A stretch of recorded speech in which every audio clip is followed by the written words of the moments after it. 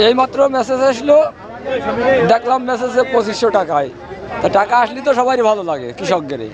প্রধানমন্ত্রী যে টাকা দিছে এই টাকা হচ্ছে উঠাইয়ে পাট বুনবো, ধান লাগাবো, এইসব যাবতীয় কৃষিকাজের জন্য কাজে লাগাবো। খুব ভালো লাগছে, সরকার দিচ্ছে, এত সুন্দর ব্যবস্থা করতেছে জনগণের, সারা বাংলাদেশ। খুব ভালো, তাকে সম্মান জানাই, তারেক জিয়াকে অভিনন্দন জানাই।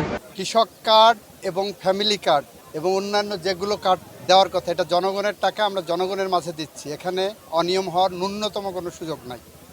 আজকে যে 1679 জনকে কার্ড ডিস্ট্রিবিউট করা হয়েছে, আপনারা খোঁজ নেন, এখানে কোনো রাজনৈতিক বিবেচনা কাজ করেনি।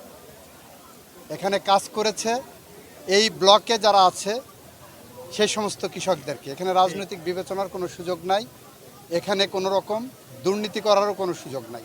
কারণ বাংলাদেশের সব কৃষককে আমরা দেব, কাকে রেখে কাকে বাদ দেব। আমাদের কর্মসূচি হলো সব কৃষক পাবে।